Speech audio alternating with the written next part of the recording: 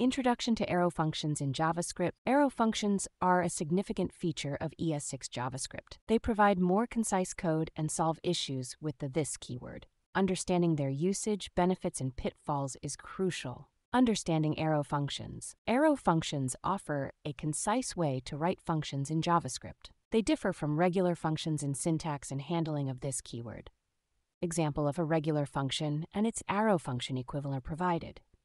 Characteristics of arrow functions. Arrow functions have a shorter and cleaner syntax. They do not create their own this value but inherit from the enclosing function. Arrow functions do not provide the argument's object. REST parameters are used instead. Avoiding common pitfalls with arrow functions. Arrow functions cannot be used as constructors and throw an error when used with the new keyword. They are not ideal for object methods if you need to access other properties of the object due to their this binding.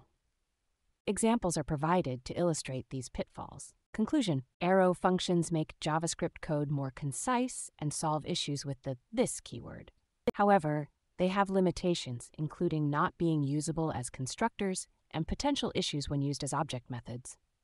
Understanding these characteristics and limitations enables effective use of arrow functions.